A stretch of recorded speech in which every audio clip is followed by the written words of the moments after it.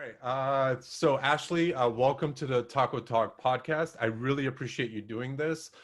Even just right before we started, I was mentioning the reason why I reached out to you is because I saw a mutual contact or somebody must have liked your LinkedIn post and it popped up on my feed that was in regards to processes and tools and different things like that. And it was one of those things that hit my light bulb and was like, this is exactly what my podcast is about. These are the things I want to talk to people about. So I decided to reach out to you and, see if you wanted to, kind of talk about, your business, your process and anything else that you want to talk about on the podcast, because I feel like, we all go through processes every single day. And I feel like we kind of overlook that at points in our day-to-day life. So I'll go ahead and let you kind of introduce yourself. Where are you from, what you're doing, what you're working on, and anything else interesting. And then we'll go from there. Yeah, hey, I'm Ashley. I'm a freelance marketing strategist. I also do some social media posting and that sort of thing, and blogging and that sort of thing. But like mostly what I do is strategy around helping people target who they want to target and figuring out why that's not happening and all that fun stuff. I'm a freelancer. I've been freelancing my whole communications career. First kind of started off as an accident because I couldn't get work. And then I just kept not being able to get work. So I just kept freelancing just to get some more experience for my resume. And eventually it just made sense to do it full time. I'm not there full time yet, but that's the goal. And fun stuff about me, I'm kind of obsessed with dogs. I walk my dog every day and I have about 30 dog friends. Look at this guy. We have a guest. Yeah, we have a guest. Oh my gosh. What kind of dog is that? This is Buddy. He's a pointer. He's a pointer pit bull mix. So this is where he hangs out all day with me when I'm working in my office. He's so cute, and he just hangs out with you while you work. That's it. He just chills. We go on walks, and that's him right there. That's my best friend right there. Oh, he's so cute. I'm jealous. My dog won't sit with me while I work. I feel bad because I used to I started posting a little on Instagram about my dog and like how it was one of the perks of freelancing is that you get to be with your dog. Yeah. And then I just felt like such a fraud because I was basically posing him and things that he would never do. He wouldn't sit on my lap while I'm working. Ashley, you're such a liar. Anyway, the things we do for our marketing, my poor dogs. I'm lying to everyone. But yeah, dogs are amazing. Yeah. And it's such a nice way to break up the day too, like especially when you work for yourself and you have an annoying issue with a client or you're not getting enough work and you just walk your dog and it's absolutely. I would absolutely agree with that. That's literally like my peace throughout the day type of thing is when he's just with me and we can go take a walk and all that good stuff. So yeah, it's pretty amazing. You don't chill him in your marketing, so I'm sure he appreciates that. Well, he actually pops up in our Slack, in our company Slack channels quite a bit. So I'm always like posting pictures about him or being like, hey, look what Buddy's working on, nothing, like that type of thing. So he's the director of naps. Yeah, he's the director of naps. Exactly. We're all really big animal people here at my company. So we're always posting stuff about cats, dogs, and all that good stuff. So I didn't mean to cut you off. I just needed to point him out. Yeah, totally. Anytime there's a dog, you can cut me off. So where are you located? You're in Ontario, I believe? I'm in St. Catharines, Ontario, which is in Niagara region. So I'm like a half an hour's drive from Niagara Falls. Oh, wow. That's awesome. Do you make it over there? Yeah. Do you make it there quite often? No. Well, I don't drive, so it's kind of a pain to get there. But yeah, no, it's been on my list, just it'd be good for networking too, because I'm sure there's more business in Niagara Falls than St. Catharines, but yeah, absolutely. Yeah, I don't know. It's one of those things that like if you live there, it's not as exciting as if, you're a tourist coming to see the falls. Right. You go there for that reason. I see them maybe once a year. Yeah. I'm from Toronto, so the novelty was there for the first month that I was here. Oh, I love Toronto. I love Toronto. I went there 2 years ago for the Shopify Unite conference. How was that? Amazing. It was probably one of the best conferences I've been to. I mean, they know how Um, to put on a show. I was actually oh yeah, looking forward to going this year, but obviously the whole COVID thing kind of messed everything up for everybody. So the yeah. virtual one wasn't even as half as exciting as the real one. So I'm sure. Yeah, Toronto knows how to put on a conference. yeah, yeah, I'm not a huge absolutely. conference fan, but usually they're really well organized, and it's like the city was built for that. It's Yeah. weird. Yeah, we did it. They did it at a museum for the Shopify unit. It was some sort of like museum or some sort of state of the art type of situation. I was like, this is really amazing, and they had great food and Um, everything like that. So no, that's really awesome. But yeah, so just so quickly, tell us about your business and what you do on a day to day. I know that you're obviously in the marketing, but what is your who do you work with and all that good stuff? well, you reached out to me at a really interesting time. I'm actually at a crossroads in my business. I'm Oh yeah. focusing more on like sustainability rather than just like trying to get whatever projects I can. Oh wow. Yeah, like I haven't had a retainer contract in a really long time, which is silly. Like you need those to kind of survive. Yeah, yeah, And just being in a place where I can get more referrals and things like that. Like so I'm networking a lot more, and I just really neglected that for a long time. So um yeah, I'm focused more on stuff that I can do on a monthly basis and know that I have X amount of work for the next month, so right. that way I'm not scrambling trying to find something and I can just focus on whatever it is that I'm doing. Yeah, Um, but yeah, so I am a consultant, but I don't really do enough of that coaching stuff. Because I'm just focusing on research right now because like I don't want to be superfluous. There's a bajillion coaches out there right now. yep. And so it's been interesting just doing the research, trying to find like what people actually want from someone like me, what niche needs me. It's just, Hmm. yeah, like I don't want to niche too much because then you're too narrow, but it's really interesting to kind of figure out where exactly you fit, especially in the coaching world. So yeah, I'm shifting more from like just doing projects here and there to actually like doing sustainable coaching related things. So it's yeah, you messaged me at a really interesting time. Yeah, yeah, yeah, yeah. No, I mean that's I got to tell you on that whole retainer front. So I run an agency. We do like website and e-commerce development, mobile apps, and all this. And for the longest time, since I can remember, it was like one of those obstacles that, going from one-off projects and somebody, paying you a 50% deposit and then waiting for the other stuff to come in the back end and all this other stuff. It's not sustainable. It's not a way to scale your business. And in the past, probably in the past like 6 months, maybe a little bit less, we sort of just started saying no to one-off projects, just simply saying Yeah. leaving money on the table, and just saying no because it's not a way for us to scale our business Right. and grow. Like Yes. you just can't. It's impossible. You got to. I mean, I have 12 employees that I need to pay. So if we, Wow. if we're not making money, then it needs to come out of my pocket until that check comes in and then needs to pay. Like it's this like Yeah. month to month. It's like living paycheck to paycheck almost at some Yeah. point. You know what I Yeah, mean? exactly.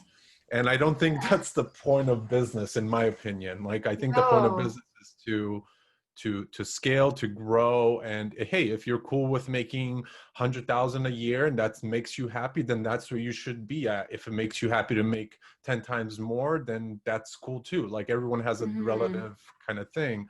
But I would say the one thing that I was actually, it's funny that you do the coaching thing because I've actually kind of found this, like, I don't want to call it a secret sauce, but it's almost like this whole thing that we do around our clients that come to us, and we just basically lay it out. It's like retainer or nothing. And honestly, people are Hmm. very, very receptive to it. Like people are just like, Okay. okay, cool. Like, and especially I have to tell you, I'm glad you said about referrals because when people do come through that referral pipeline, meaning that it's like another client or, another agency partner that we like do marketing with or something like that, those immediately stick. Like they don't even ask too many questions. They're like, okay, that's fine. I completely understand, that sort of thing. So Right. that's the Yeah, point they're of advice. long-term thinkers, I bet. Yeah, Yeah. yeah, That was yeah, another exactly. thing that because I'm focusing on automating my workflows. We talked about that a bit offline. Right.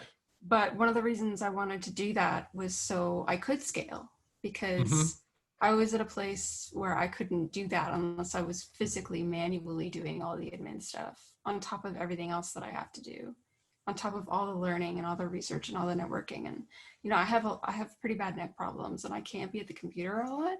So I Uh-huh. really have to ration what I use my time for. I need to make sure that I get a return on everything that I do. Right, And right. it just didn't make sense. Like that was partly why I put it off. It didn't make sense to do all of that admin and manually. And yeah, so I'm at a point where I'm ready to scale. Like I figured it out. It's just it's more about figuring out like who specifically I should serve and what needs I should serve, and making sure that I'm prepared to do that before I offer. Right. But yeah, there's something else that I wanted to say about scaling. Anyway, it'll probably come to me like an hour Yeah. after the podcast is over.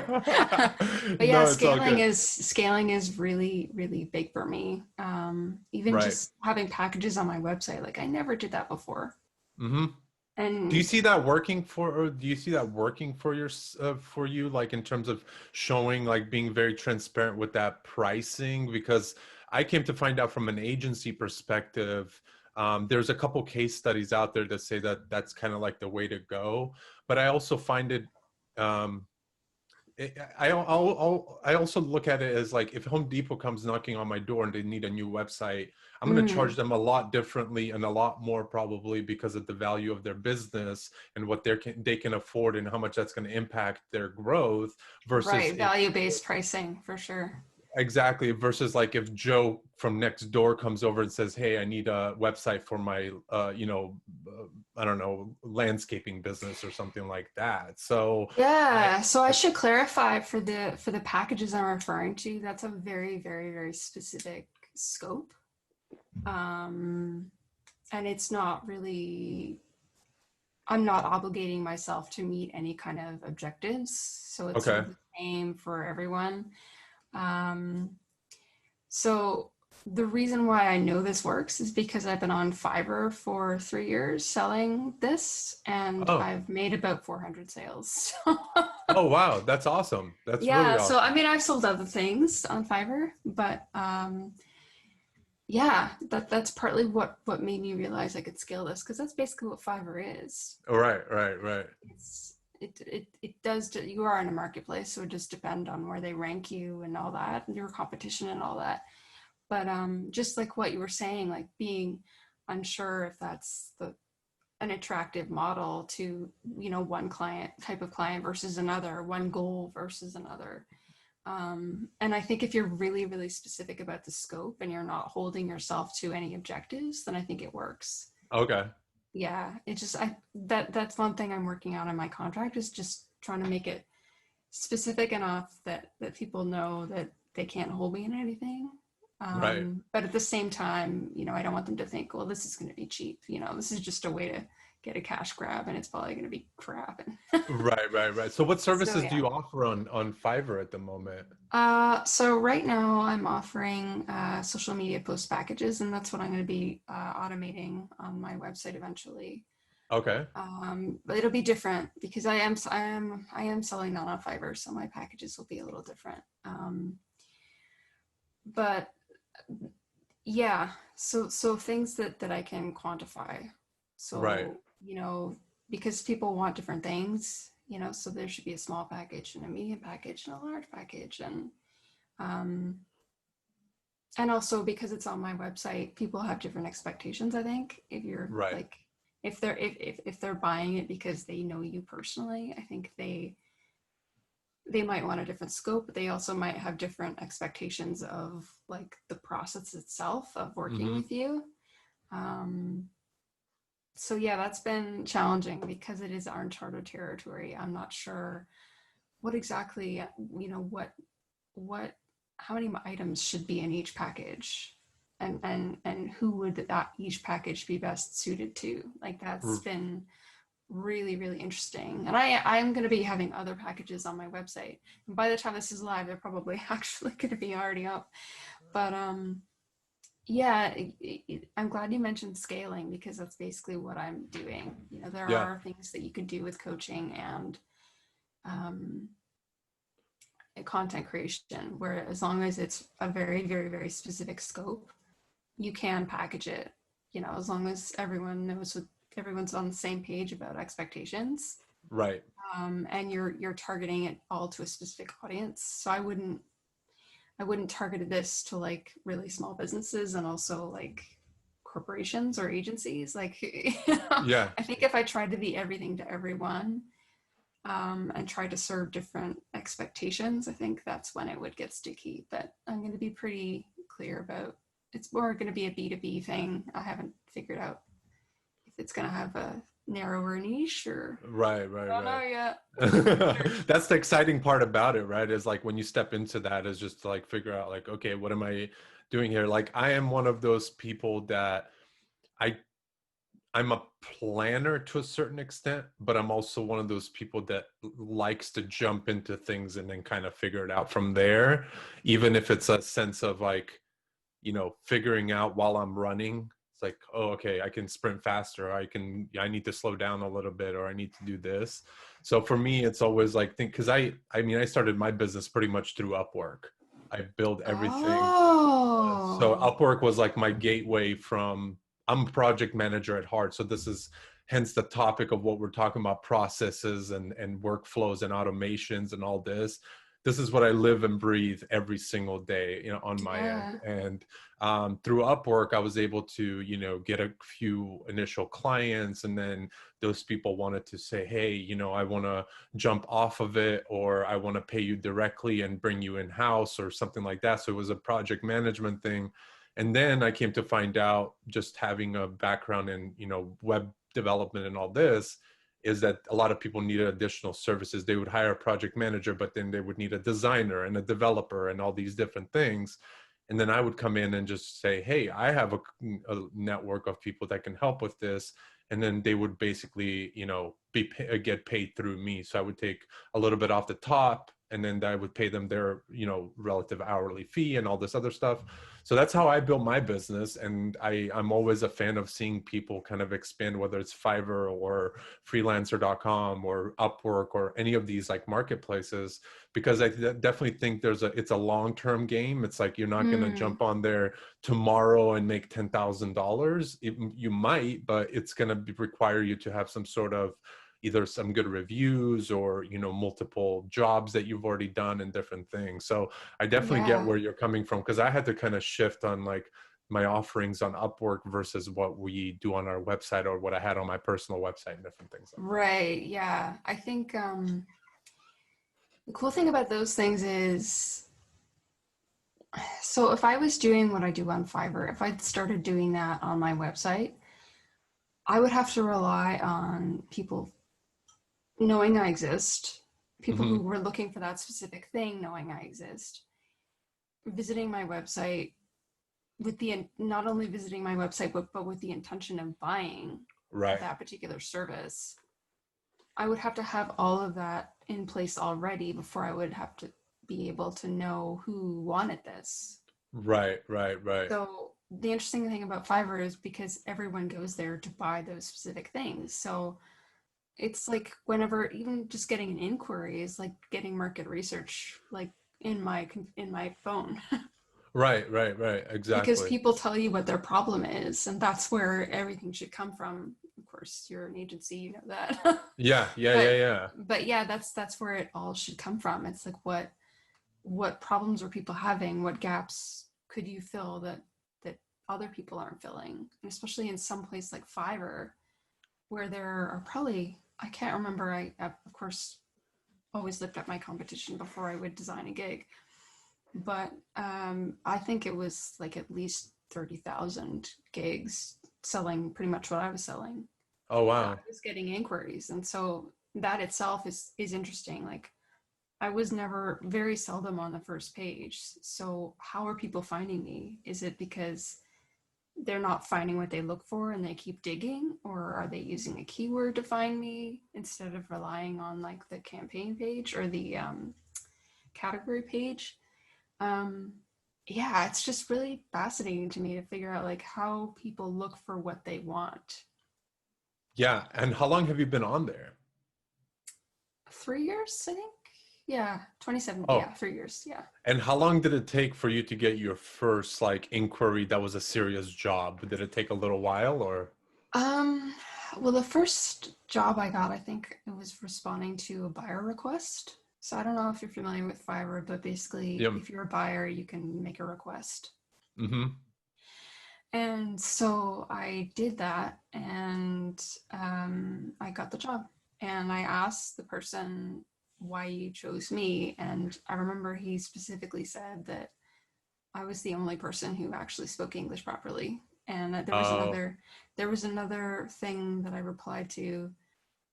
My The reason I stood out was because I actually responded to what he was asking for, and I made a strong case for it instead of just saying, "Hey, I'm great, you should hire me."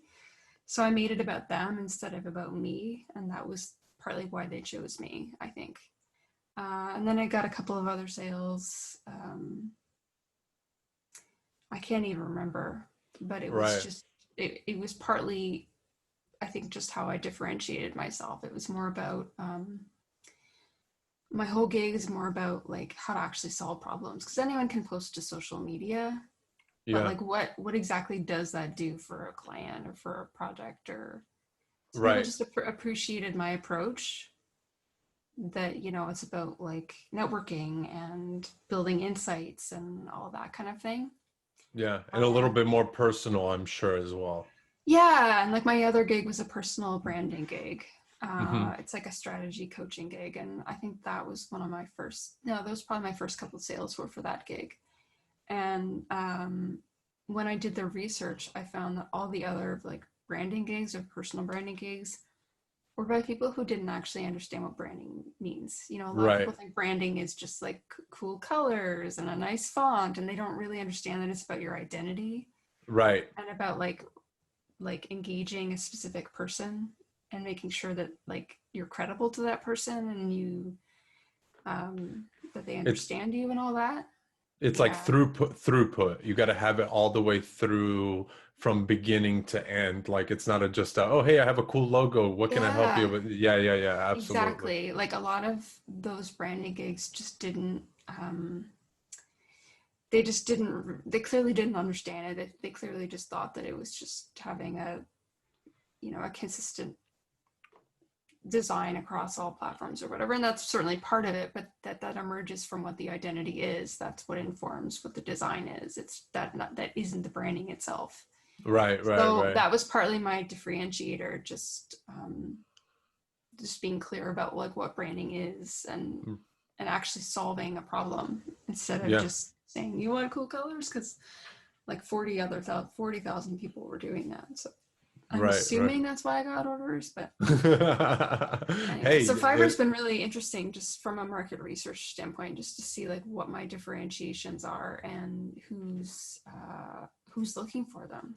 right, right. And then what did you Yeah. come to find out? Does it kind of all go back to, you being personable and how quickly you answer that person? Because I came to find out that even on Upwork, when I didn't have any reviews or anything like that, I had to go out and, Upwork is one of those things that, people can find you, but when you're a nobody and you don't have those reviews or you don't have like a stamp of approval or you're maybe Mm. top rated or something like that, you actually have to go out and get those jobs or apply for those jobs. And then you can also see on there like 20 more people have applied to this. And you're just like, oh man, I came Right. too late into the game. Yeah, and you don't get paid for pitching.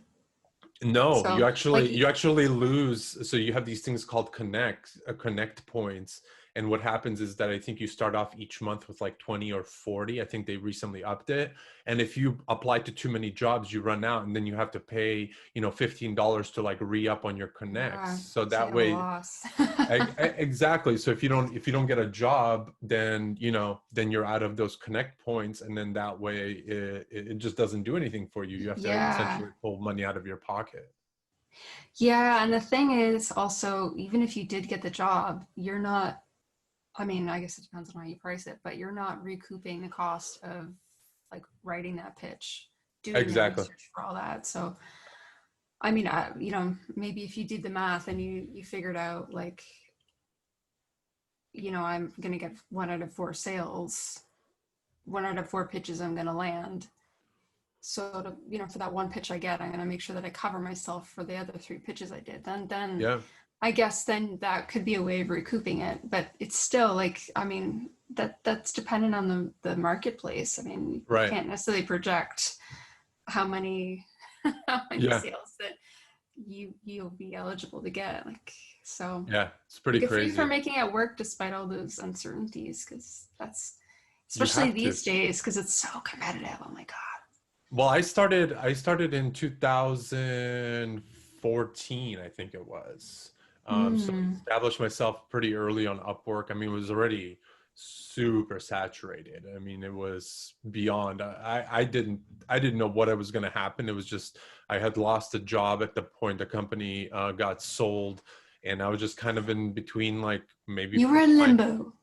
yeah, I was just in between maybe applying for something or doing my own thing, and always had this kind of organizational, like project management mind frame, helping, people do like web stuff and all this. And I said, you know what, I think I'm just going to need to kind of do this on my own, and just jumped on, made a profile. I actually, if I'm not mistaken, I could be wrong, but I think I hired somebody on Fiverr to help me rewrite my initial here's what I do and how to lay it out type of thing. And I might have just like tweaked it, over a period of time, but my initial one, I think it was Fiverr that I used to kind of have somebody, hey, here's, 10-15 bucks. Can you take what I wrote and just make it sound a lot better, basically? And that's what they did. So, but yeah, I think it's crazy. So when you do like social media stuff for, for people, and through Fiverr or even directly through, let's say your website or anything, is there a specific, do you adapt them to your system? Meaning, like, do you have a scheduling or automation type of thing for the social media aspect of things? Or do you use whatever they use at the time and just say, hey, give me access and I'll do it through your platform? Well, that's another reason I'm glad you brought up scaling, because I actually don't manage accounts. I don't sign into accounts. I don't do anything. Oh, I okay. put it like a create a document of all the Oh, posts, okay. and I have Okay. instructions for per post, and then I can just Oh, send it. And so because I don't have to worry about the security of an account. I don't have to worry about paying a scheduler to have a certain amount of accounts. I could scale this infinitely. oh, I mean, wow. of That's course, awesome. it takes time, but so you can't scale your labor, obviously, but but there's all these things I can do to scale my research to make it really efficient, to scale the the research. I think is the biggest thing that I can scale. So then that's what really excites me about doing that stuff on retainer, because if I had a certain client, I would see trends with them month after month. Yeah. So I could automate a lot of that research. Like, I know X keywords are going to have posts in the social media platform that I should be posting to this account, or that I should tell this account to post to there. And so just automate that research to research those, X, Y, and Z things. And that's hard to do if you're just doing one-off projects, because you don't have a history with them. You don't know what works and what isn't. You haven't had any opportunity to test. So that's another reason why I'm kind of over the whole one-off thing. I'm more about like, okay, let's grow with the client. Let's figure out what those trends are and then build accordingly. Like, and it's also more fun. Yeah, exactly. You feel You get like to you're see part how of your the baby team. works. Exactly. And have you found any success with like existing clients and pitching them that sort of thing where you're just like, hey guys, like I'm not being able to use my full kind of knowledge and extend myself to the point that I would like to. Is there anything that we can do to make this a more long-term thing, and let's say make it 3 or 4 months, and from there then we can revisit the terms and what we're doing and all that? That's a great question. I've actually not really been doing that kind of work lately. But yeah, that's one of the things that I've had in mind is like, um, how do I kind of propose doing a longer term paid upfront? So instead of having like a contract where Mm-hmm. you pay monthly and I do the work like monthly, because of the nature of the work that I'm doing, maybe I could do 3 months all at once in one package and then send it Right. off to you. And that way you're not repeating it, and I'll also have more money upfront. Mm-hmm. And so even if I didn't get that amount of sales the next month, I can still kind of project my revenue because I've ensured that I at least had X amount of clients in that Right. month. Right. So yeah, it's fascinating, and I wouldn't be able to do that if I was doing everything through a scheduler. Yeah, that'd be Because tough. yeah, I mean, I could, but then that's really tough, like committing to having that on your, like, security wise. I wouldn't be comfortable with having that many clients like in my scheduler for that Yeah. length of time, like, because you're responsible. Like, what if I got hacked? What if Right. I mean, I'm very careful. Like, I'm big on security, but I just don't want to deal with that junk. And it's also not as scalable, and then you have to pay for more resources because you have to, Right. Enterprise schedulers aren't cheap. accounts. Yeah. Enterprise Yeah, accounts. And exactly. yeah, it's Those are like, really expensive. I know. And that's, honestly, that's one of the reasons why at my agency, we were starting to get really fragmented with that. So we have like a task management tool, then we have a, social media posting tool, then we have, Google Drive, then we have all these things. And I mean, You're a juggler. yeah, you're constantly like, okay, what's going on over here? And there's not one centralized place where you see all these metrics sort of like mesh together. So one thing that I did, I was just like, okay, I need to just bite the bullet. Not only is it going to save money, but it's going to make everything a lot easier. And then we just moved everything to HubSpot. We use HubSpot for Oh, absolutely everything from really?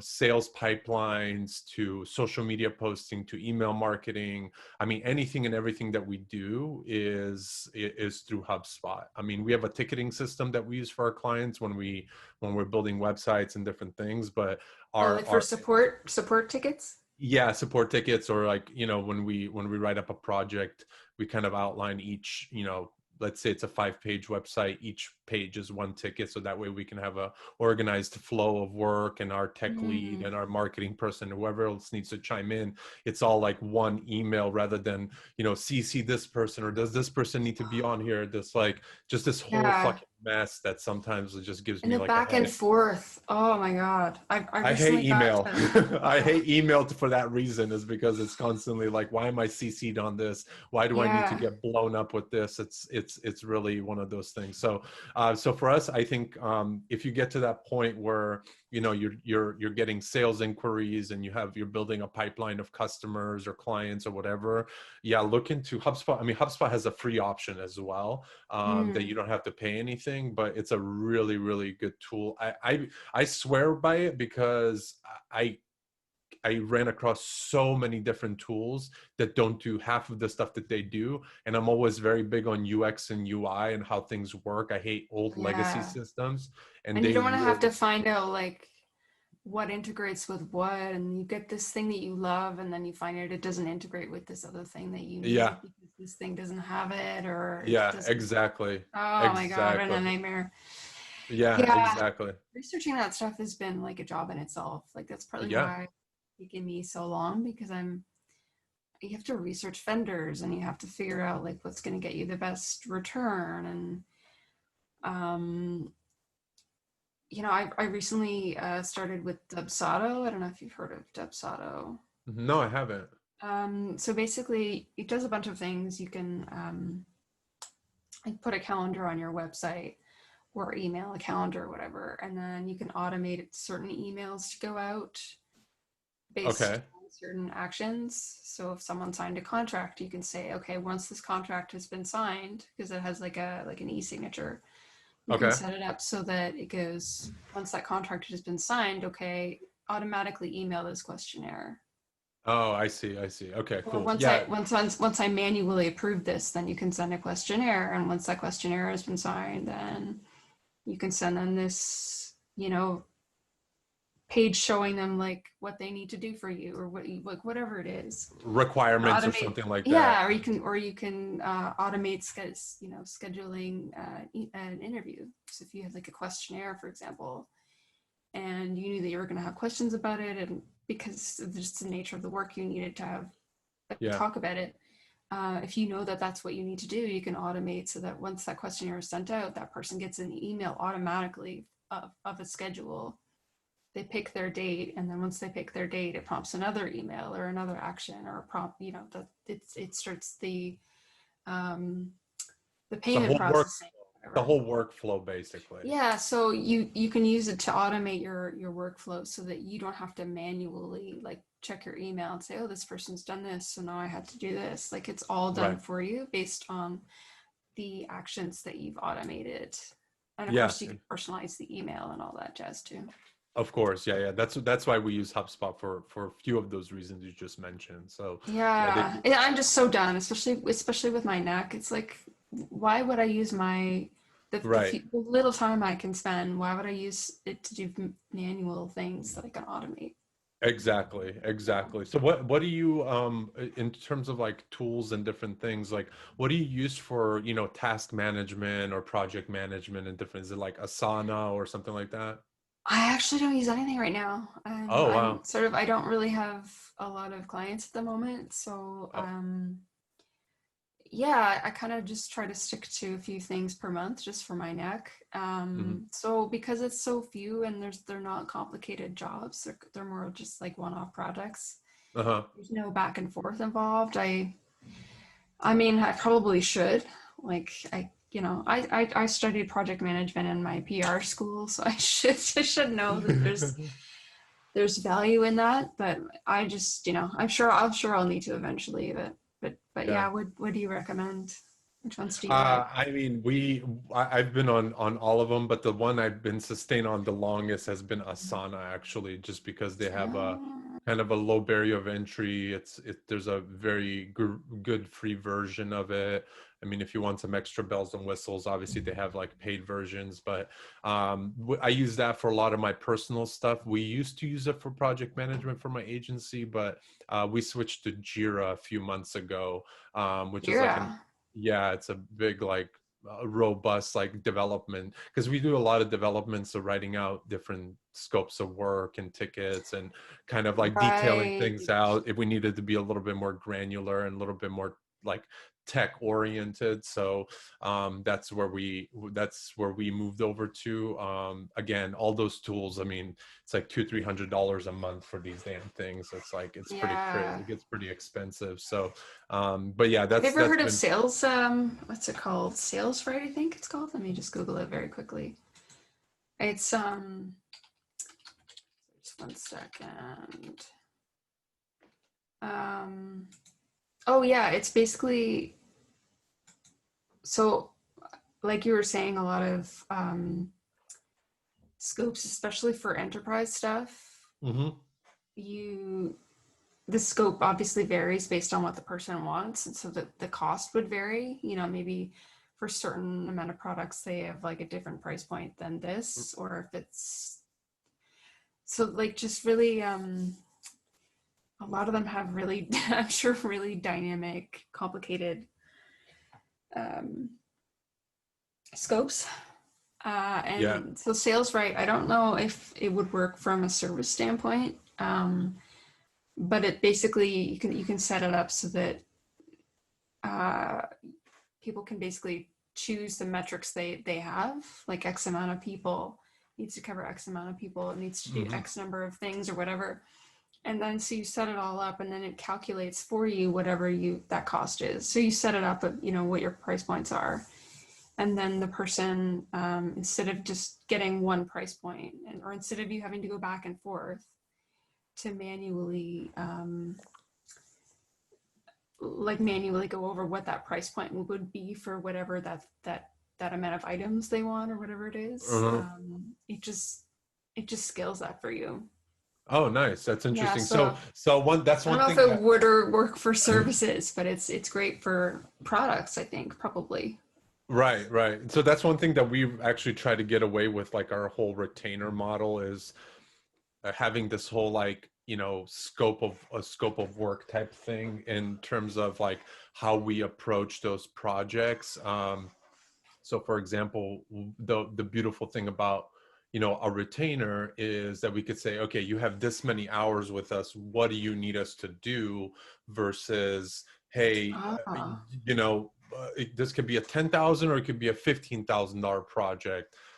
To me, it's always like I'd rather you have a bucket of hours that you can actually pick from and say, hey guys, things have changed, because we try to be as agile as possible with a lot of our clients. So sometimes somebody will come in and say we need 15 things done, and then halfway through the project they're just like, oh, hold on, something just happened, we need to change things around. Now in my case, I have to go in and change the scope of work and do all these different things and reprice it and all this other stuff, where spreadsheets, no thanks. So basically for me, it was like one of those things where I kind of just was like, okay, here's a bucket of hours. You guys could choose what you want, what you need, and just send us the list, and we'll give you an estimate to say this is approximately how many hours it's going to be.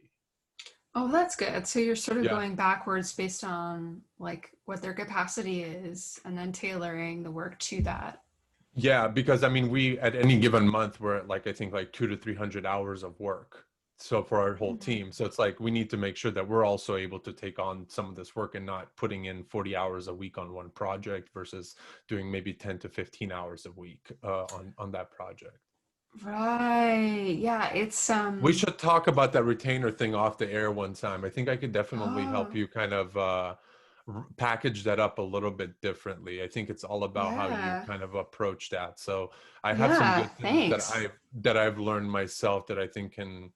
I'm also thinking about a lot of things about agency life and how people, I think a lot of agencies end up failing or not being able to grow. I mean, we were at a point like that at one time where it's like, what are we going to do? All these projects are being held up and the client's not getting back to us, and all these other things, to where I'd rather be on the side where we have hours in a bucket for you. So whenever you come back, we can take care of the work, rather than being in the position where the client is holding the keys, where they're just like, hey, well, we paid you $10,000 to start the project, and now we're at like that 95 percentile where we're almost done, but they're holding on to another $5,000 of our project, where it's like, well, now we're just waiting for you. You're delaying us, right? Like we need to move forward. We need other projects to come in. So you're just going to hold on to this for the next 2 months and not pay us because we're not technically done. It's like, I'd rather have an excess amount of hours in a bucket that we can provide you at any time. You come to us, hey guys, I need this done. Boom, we'll get it done. And instead of like, because we've already been paid, we don't need to worry about it. Right. Yeah. I take two things away from that. One is like I always work by project. That's just the nature of what I do. But I think what you just described for the type of work that you're doing makes a lot more sense. Because I just did like some work for someone, and just unforeseen circumstances came up, and it's just like I did get paid in full, but I am sort of still in limbo. Right. Right. And if that client hadn't been a nice person, like we didn't have it in our contract that she owed me a certain percentage of the money by a certain parameter or a certain time. So she could technically have like just kept me hanging until, and I so it's funny, the lessons you learn, things that you don't really think about until something comes up, and it's like, why didn't I have any contingency for this? What was I thinking?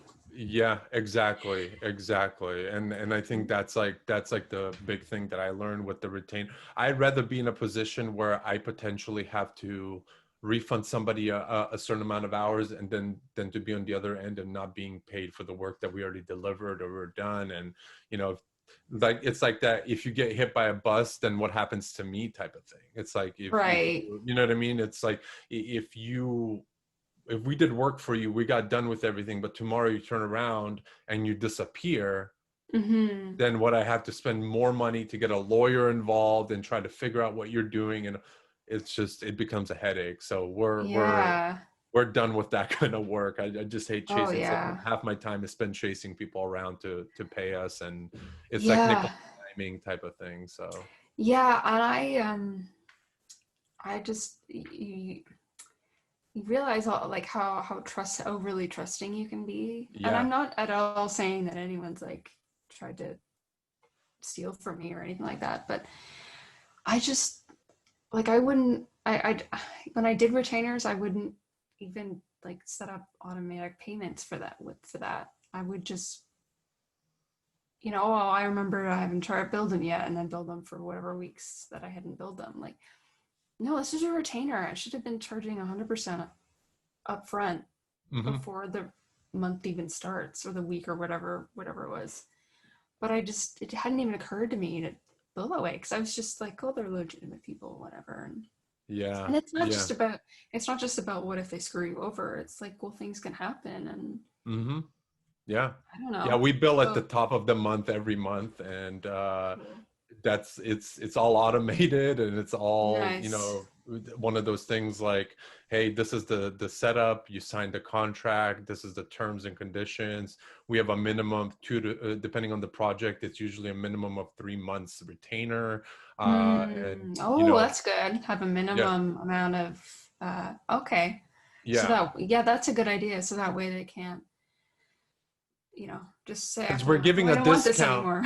Yeah, because well, we're also, what we do is we give a little bit of a discount when somebody does the retainer versus like our hourly rate. So that way, if they just say, "Oh, well, I just need a 1 month of work," it's like, no, you have to pay for two, and you're Right. getting a discount because you're here long term, rather than, because we also don't want to work with Yeah. people that we can't establish a relationship with. Like we Right. spend That one would be week a waste on. of your time. Exactly. It's like we spend 1 week onboarding you and getting everything dialed in on our end, setting up projects. Like there's a lot of admin work. So that gives us about three Yeah. weeks of actual work, let's say, for example. That's not enough time for us to build a relationship and No. have something ongoing and all this. Like we need a And it little also bit more doesn't time. justify, sorry, I interrupted you. No, no, it's okay. It's okay. Um, it also doesn't justify all that admin work. Yeah, If they leave you in a month, it's like, well, why did I do all this? Because you're right. investing in that person when you do that, and Exactly. then you're giving them an incentive, like a slight discount for a long term thing. So they're actually getting a ton of value. You're saving them a lot of time, because they're not having to look for a new vendor and onboard and learn your process and everything, Yeah. go through their lawyer if they do that kind of thing. Like, yeah, Yeah. that's a It's great idea. Doing like a few months at least Yeah, commitment. that's I think what's worked out the best is to know. I mean, we get to a point where we're booked out like 3 months ahead of time, and it's Mm, nice because you're like, hey, once this a contract is over, there's not only is there a good chance for them to come back and continue this retainer even on a month-to-month basis, but there's also a chance that, or not chance, but there's also additional stuff that's going to be starting off at a certain point and all this other stuff. So it works out really well. But we should definitely talk about that offline in detail, set up a separate, yeah. kind of chat about this, because I definitely can help you kind of, from that perspective, help you just understand like what we do, and if it applies to you, great, and if not, maybe you can just nitpick some of the things that we do, because I'm Thanks. Yeah, I'd love that. I'd love that insight, because I think when I think about the model that I'm creating, the business model, it is sort yeah, of like an agency model in a way. yeah, It's just I'm just a freelancer. yeah. Do you plan on bringing additional people on board like down the road if you need to? Um, no, just health wise, I wouldn't want to be beholden to other people. Like I'm totally Okay. fine, but I wouldn't be. I think the stress alone would kind of make it not worth my while. But I have Right, right. thought, like, if I get to a certain point, like maybe just hire a VA if I have certain things that need to get done that are just like, Yeah. not worth my time to do. But yeah, I think if I did anything, it would be like a VA or something. But Yeah, obviously yeah, yeah. that's way down the line. But Right, right, right. Absolutely, absolutely. So what are kind of the next next things you're gonna launch your website? What are kind of the next things on your end? well, going back to scaling, Yeah. sorry, I just realized that I left something open. Sorry, It's okay. that's that's Zoom life for you. Um, so I'm also looking at, and I'd be interested if your agency does this, like creating information products and that kind of thing. Um, I'm most likely gonna be using Gumroad. Are you familiar with Gumroad? Yeah, Gumroad. Yeah, definitely, definitely. Yeah, so I was looking at like Podia and all those other ones, but the thing is, like tax wise, that gets really complicated because I would only really be able to work with the US and Canada unless I want to get like a VAT number and send all the taxes there and that sort of thing. Because I don't know, it's really hard to explain, but basically you in certain countries you basically have to, as the seller, you also have to pay sales tax. It's not just the person Right. buying it. So it just got really complicated. But then I found this thing called Gumroad where they resell the products on your behalf. Yeah. So when you get paid, you're getting paid by Gumroad. Gumroad is your client. Oh, okay. Yeah, so that I way didn't know that's how they had it set up. I yeah, wasn't. I didn't either. And I was like, what? That's amazing.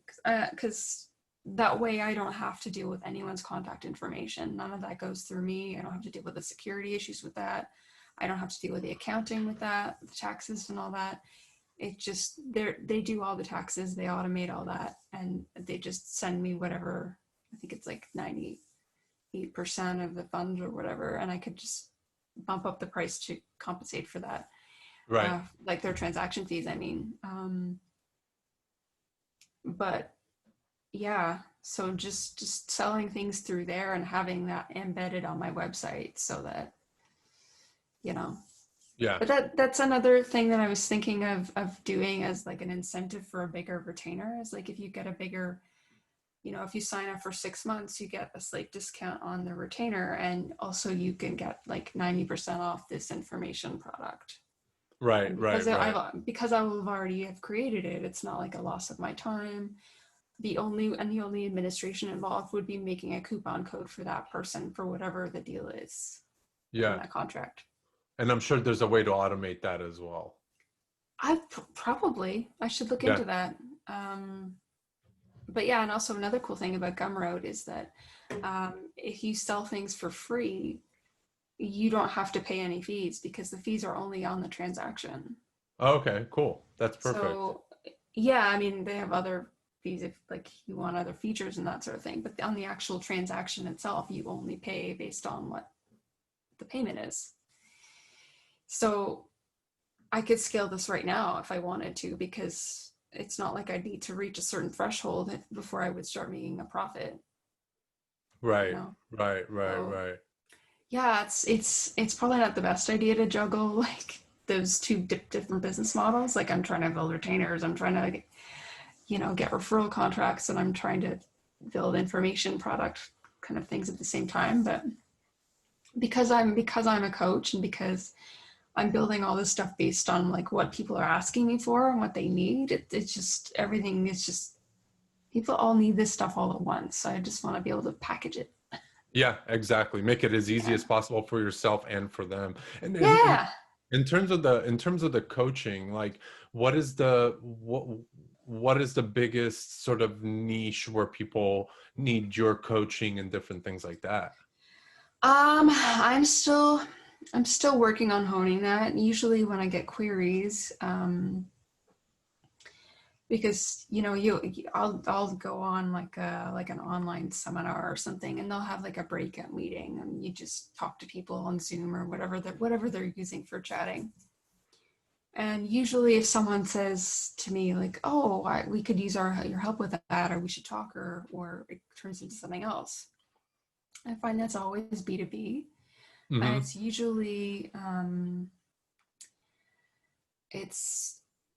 usually like kind of a startup, but they're a little more than a startup. They're usually on the cusp of some other kind of transition. They might need to reach a certain audience that they weren't reaching Mm-hmm. before. They might just need like a certain amount of loyalty that they didn't really have before. And so I usually find when someone says that they're interested in my like coaching, they don't use that word, but Right. it's usually when they're just on the crest of some sort of pivotal change in their business. So I'm thinking that's going to be my angle. Oh, nice. That's cool. Yeah. Yeah. So not just startups, because I mean, a million different companies serve startups. I don't think I could really stand out if that's how I position Right. myself. But yeah, That's more awesome. That's like a and did transformational kind of thing. yeah, yeah, yeah. That's awesome. And did you, when before you kind of went off onto your own, were you working for a company that was sort of providing similar services and you just kind of found like, hey, this is what I can do myself? Or was it just a simple, hey, I had a eye-opening moment and this is what I want to do? Well, I've actually only ever freelanced in marketing and communications. Oh, cool. And that's partly why I'm proud of myself, because I'm basically self-taught. I did go to PR school and I went to university before that. But like the whole business side of things, I'm totally self-taught. And I just figured that out basically by researching, what the different models are, listening. I did a lot of reading. I love to read like is it Quora or Quora? Quora. Quora, okay. I Yeah. always want to say the QU always throws me off. Yeah, yeah, yeah, yeah. It's weird. It's weird. um, yeah, so I love like reading those and reading Reddit threads and reading other forums and looking through like even if you see like a Facebook ad and you read through the comments of that ad, it's gold for insights about like what people are trying to do and what they want and Right. what they're looking for that they just can't find a solution for. You Yeah, can so start a whole I've nother business just by reading people's comments. oh yeah, for sure. So that's basically where it's come from, just observing what people are saying they need and then trying to figure out what business models are most appropriate for it. It's just a Wow. lot of reading basically. Right, right, right. That's awesome. That's awesome. No, I think there's always, especially nowadays with the whole COVID thing, there's so many little niche things that can be done and things that people need that they didn't know they needed before. I think is really, really exciting. And it's Yeah, opening up this whole nother like section of business. It's like it might be like a little yeah. slim lane right now, but it's like constantly like expanding, which is really cool. Yeah, even just seeing little small businesses do that, like seeing Yeah. how not only are they shifting to different demands, but they're adapting to stay alive and stay sustainable. That's hard to say, Hmm. sustainable during really turbulent times. Like my hairdresser, for example, while this was happening and they couldn't do people's hair, they realized that people's roots are coming in and you know, they want to not have roots. Right, right. So they started making packages, like root touch-up packages for like different hair colors and different hairstyles. And I think another hairdresser was doing like, I can't remember if they were webinars or what, but just some sort of like teaching things so that people could do it Hmm. on their own. And these small little companies are finding different ways to scale in like the most turbulent time ever, and now they have like a whole new business model. And Yeah. I don't know if it really tided them over that well, but it's just so incredible like how scaling can help you adapt to really, really hard times, even when your market doesn't necessarily have a lot of money to spend. Yeah, absolutely. I mean, I had another guest on the podcast that was talking about they're in Florida and they were talking about a steakhouse that it was a fine foods and they couldn't do any delivery or any of that, pickup orders or anything like that. So what they did is they just created a bunch of videos where sell you a raw steak, and then you just go home and they give you like basically did a whole YouTube channel on how to cook it properly, how to do different things and all this. And I mean, they were able to keep their business open that way because people were going there, not only buying, I mean, they can go to a grocery store and buy a piece of steak, for example, but rather they just go to them. And because not that it comes with a video, but that's what the impression that they basically made was, hey, we'll show you also how to cook it, but you have to go to, either our website or a YouTube channel or whatever. And so that kind of brought, a line out the door basically. And it was a lot more turnkey because they were just like, all right, you already paid for this online. Here's your food. When you go home, here's the, link to the videos basically. And that really so worked cool. for them. So I love what people are doing. It's really creative, and I think it's awesome. It's awesome. I saw in a documentary on the 1920s. Yeah. That and this is kind of interesting, like a creative way of getting around like a loophole, like or sorry, leveraging a loophole. So it was during Prohibition in the States, and they obviously couldn't legitimately sell alcohol anymore.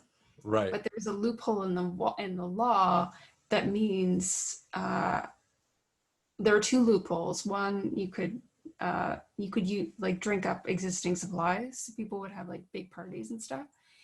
There were other things like they had trouble like charging people for speakeasy, like it's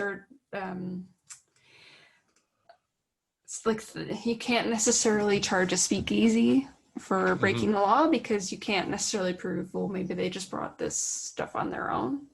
So, and there was another thing, another really cool thing people did was, well, I think it's cool, is you were allowed to sell grapes still.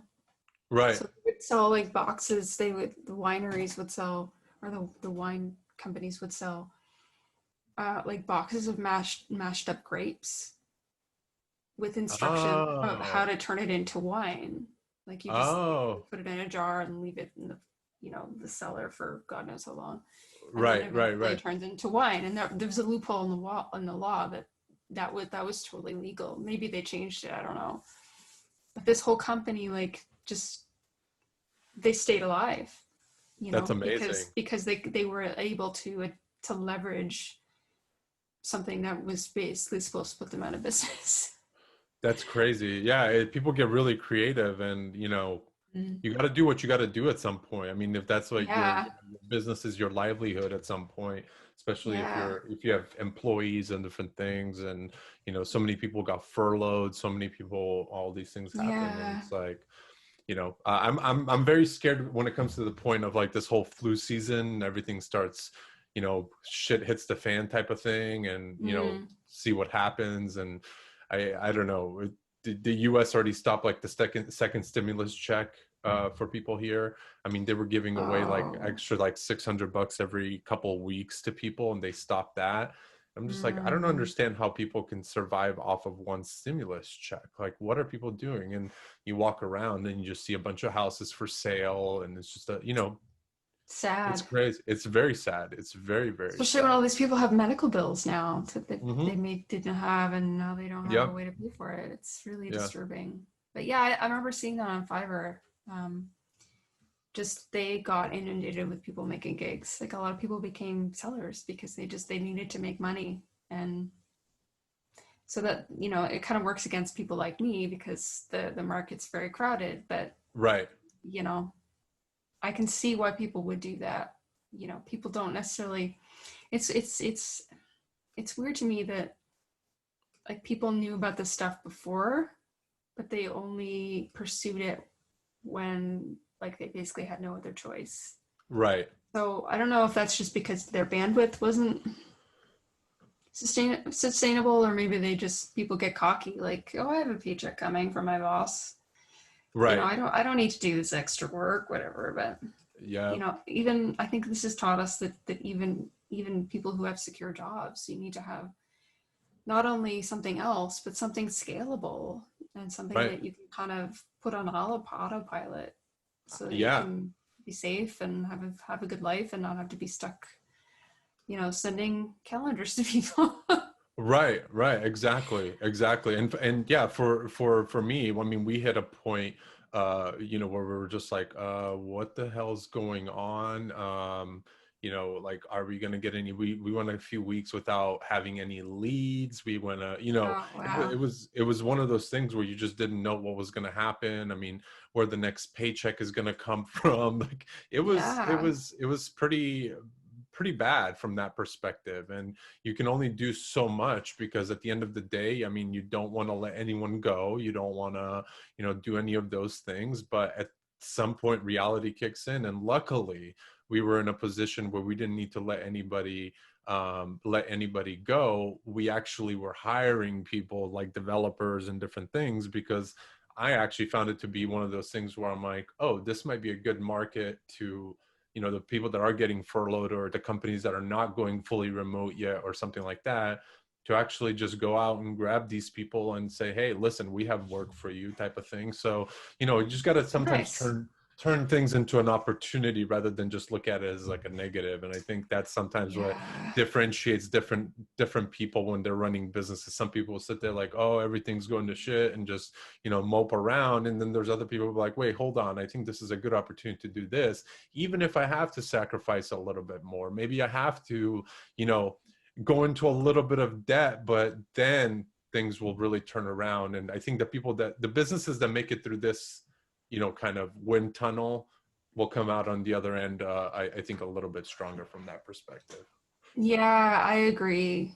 And even just for myself and my own business, like I think it's really going to help me to focus on sustainability things, especially for health reasons. Like, because I don't know, what if my neck goes out and I can't hustle? Right, No, right, I don't right, want that to determine whether or not I have work. Like, right. because like I can physically do the work. Like that's not the issue. It's just, it's a lot of work to get the ball rolling. And so if Yeah. you can automate that however ways that you can, yeah, why not? Yeah, exactly. And what tools do you primarily use on your end to like automate a lot of the stuff that you're working on, so you don't have to spend so, and I mean, it's okay if you don't want to talk about this, but may I ask, like, what's going on with your neck? Is it like something from a Yeah, no, cool. Yeah, for sure. So it's a number of things. I do have some arthritis and some fused Okay. discs. A defect. I don't know why it's like that. But I have it's called a ventriculoperitoneal shunt. So it's a plastic tube that goes from my brain, comes out of my goes to my head here, and then it goes here. You can see it actually. Maybe no, you can't. Oh wow, yeah. It looks like a muscle, but it's actually plastic. This here is plastic. Oh shit. So I've had this for since I was 10 days old. And what happens is, when you have plastic in your body, it starts affecting muscles and you get scar tissue. And Mm-hmm. so I don't know, some people might notice that my head's kind of tilted a lot of times. I don't know what that is, if it's like the muscle shortening from the scar tissue or whatever. Mm-hmm. But yeah, it's a risky operation to replace a shunt. So they don't like doing unless it's absolutely medically necessary. So Wow. yeah, there's really no research around this. There's no doctors who understand it. So that's pretty much it. Like no one wants to treat it because it Wow. goes to my brain, like it's risky. Yeah, very risky. So Nobody wants to go into that area, but you know what I yeah, mean? unless it's absolutely medically necessary, no one's going near there. So I'm Right. totally fine, but just the main problem is that my head just starts going this way. It's like Uh, a rope kind of pulling like this. And oh, so I see. to hold my head up, like Uh, I'm holding all these muscles very taut. And so you can only do that for so long. And when I'm using my hands, it's even shorter.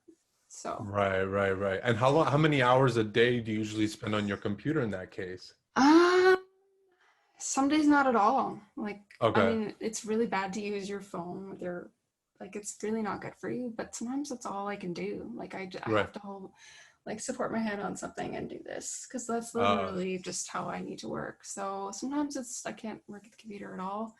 Sometimes it's like a couple of hours. Sometimes today's been better. I yeah. think I've been on for about 3 hours taking breaks.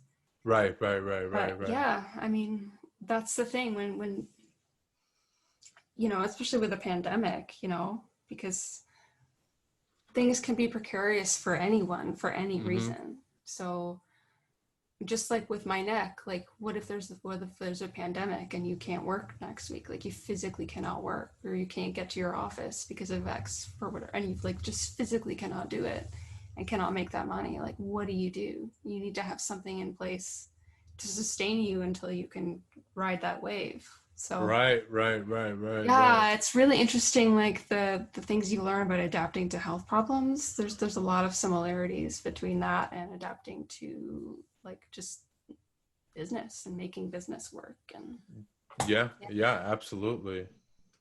yeah, That's pretty crazy. That's pretty crazy. Well, I mean, since you've had it for such a long time, I would say, hopefully things get better, but it sounds like a very unique case where, you kind of have to just you figured out your flow and what you can and can't do. So, I wish you yeah. absolutely, the best with that, but that seems Oh, like, thank you. Yeah, yeah, it's tricky when there's no like, it's not like a doctor could look it up on the internet and there's an explanation and then there's like a plan for how to treat it. It's like no one knows, and it's like not many people have shunts. So you go to physio right. and the physiotherapist has never treated someone with a shunt before, so they don't know anything about like how it affects surrounding tissues. Oh, wow. Yeah, so it's interesting when you're that's another parallel I've noticed in business is just when you are dependent on people who don't know what they're doing. Like how do you make it so that you can get what you need out of that person? Yeah. So sometimes that's in business, just like with your health, it's like sometimes it's doing the research yourself and then bringing it to them and like suggesting a solution, and then from there they kind of go with whatever it is that you suggested, or if you find a study, bringing that to them. And it's the same in business. It's like sometimes you're dealing with people it's uncharted territory for them, and you need to kind of just offer an idea and then go with it together instead of just expecting they'll take the initiative and do it, because that never happens in business or with your health. Right. Absolutely. Yeah, I've learned over the past, I would say, I had a kind of a changing moment about 7-8 years ago. I went completely like plant-based and vegan and all that stuff. And it's like sometimes I go back and think about the days that I was just like putting a bunch of crap in my body. And then you come to realize, like, how did my body actually, function Yeah, without giving it the proper hindsight nutrition? is 2020, eh? It's crazy. So I take health very, very seriously, and hence like what we were talking about, like dogs and different things. I mean, I could be behind my computer, for By the way, 24 sorry to hours. interrupt, where is your dog? He's right here. He's Oh, he changed. Okay. yeah, he changed. I didn't even notice him move. He snuck behind your microphone. Yeah, yeah, exactly. So he changes from one side to the other. But, just even that, I could be behind my computer for 20 hours a day, for example, and be jamming away at work. But then I look behind me or whatever, and I'm like, oh, he needs to go take a walk, or he'll come nudge me and like, hey, it's time to feed me, or it's time to do this, or, so it's a whole nother kind of aspect of life where you have to take other things into consideration as well. Yeah, dogs are great for breaking up your day and just, Yeah. especially if you're dealing with something unpleasant. It's like, well, now I have to walk my dog, so I have to leave my computer and we're going to go have fun in a park. So goodbye. Yeah, exactly. And then I'm going to have tea and cake, and then I'll come back. Then I'll deal with you. The best piece is just tea and cake. I love it. Yes. But Yeah, I that's think that's on my awesome. Instagram profile, actually. Something about, oh, I will do a jig for tea and cake. I love it. I love it. But no, that's really awesome. Is there anything else that you wanted to kind of chat about, or give people insight, or any value, or anything that you've learned that you can pass on to other people that might be listening to this? Yeah, so one thing I've learned from the pandemic is a lot of people don't plan for, we've kind of talked about this, but a lot of people don't think about being sustainable. I find even some big businesses, thinking long term. I just find a lot of people are very, very short-sighted. They plan their whole model around things staying as they are. Right. And they're not thinking like, what if this happens? What do we do if this happens? Or what do we do if that happens? Or how do we make sure that we can ride that particular wave if it does happen? Mm-hmm. Just please start thinking about this. I mean, I'm sure people are already thinking about that because of the pandemic, but You'd be surprised. Well, that's why I bring it up. It's like, I just feel like people would not be hurting as much, if they had something to fall back on. I think we all have something we can contribute. Even me, like I can barely work at the computer, but I can use my computer without my hands, and I can do all these things while I'm, folding laundry. I could write something, I could dictate something. So I just feel like we all have more bandwidth for creating something sustainable than we think we do. Right. Just find what that is and build it and be safe. Yeah. And what is the thing that you're building that's sustainable? Is there anything that you're working on for yourself or for your business? I haven't quite figured out what that is yet, because I'm still building and I don't really necessarily know what people are going to be most receptive to. Right. And also, if people are receptive, or aren't receptive, that might just be because, I'm not on enough people's radars. So I'm not really at a point where I can project that. But what I hope would be sustainable is the coaching. Because every client I've ever had, every inquiry I've ever had in any capacity, right, they've always required a great deal of education in order to work with me. And I realized, like, why am I doing this for free just so I can onboard someone who's only going to be with me for one project? Right. So exactly. I think coaching, I'd love for that to be sustainable. Just grow with someone and not have to hustle for clients, and just be that person for someone, while they build their business, help them make it just help what they're targeting, so that they can be sustainable too. Exactly. No, that's really awesome. Well, I think that's a good way to kind of wrap this up. I think that people will find a lot of good value here in terms of what you're doing, and kind of what we talked about, even like the retainer stuff. I think that's a big topic of conversation. I mean, a lot of people out there running one-off businesses or selling one-off products or something like that.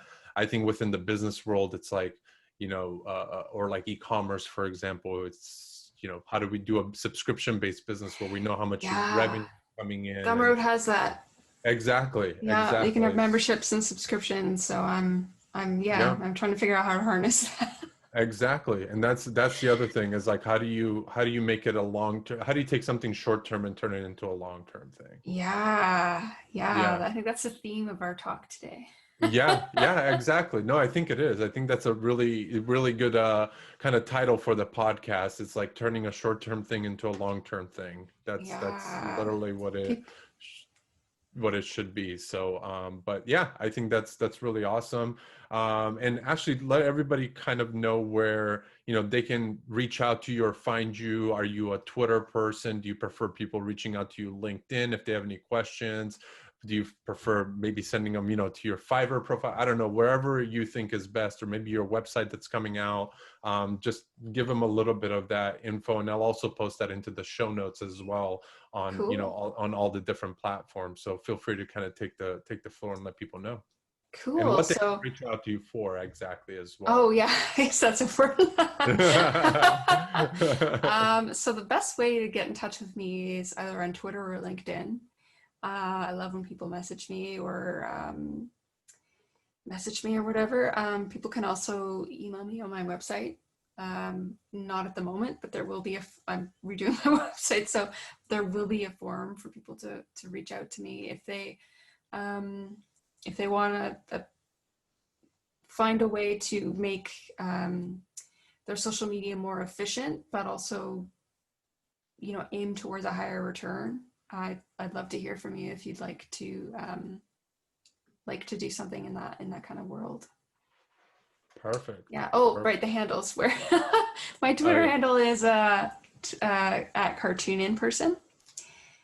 And at LinkedIn, it's just my name, Ashley Ashbee, Ashley, and my last name is Ashbe. It's really hard giving that over the phone, so Yeah, I you have just to want to spell read the out notes for that. every letter. So yeah, so Well, you have people to think spell. people think I'm repeating my last name when I do that. Oh They yeah, say yeah, I get to the ASH and they said, "Oh, we already have your first name." I'm giving my yeah. last name, but okay. Oh, It's I really, love it. yeah, I'll yeah. make sure to point it out in the show notes as well, and it'll be in the title and all that good stuff. But thanks again, Ashley, Thanks. for being open to doing this. I think this is awesome. I think it's awesome what you're doing and what you're getting into, and I will definitely keep in touch. But I also wish you the absolute best with your business and everything that you're doing. And you know, if you ever need anything, and I'm sure we'll connect off air in terms of Yeah, like the retainer stuff and things that I can potentially just give you some insight on, and I'd how love we've, that. yeah, I think that's a piece of knowledge that I think everybody should you know, should have, because I think scaling your business and growing is what I'm really most proud of for myself and for the people that I see around me. So I would love to help in any way I Awesome. can. Well, thanks so much. That's awesome. And this has been really fun chatting with you. Yeah, absolutely. And we'll talk again soon. And thanks again for being on the episode. And yeah. Thanks, Latko. Have a good day, everyone. All I don't know righty. why I Bye-bye. waved. People, I'm sure people will wave back to you. Don't worry. Okay, hope so. Bye. Bye.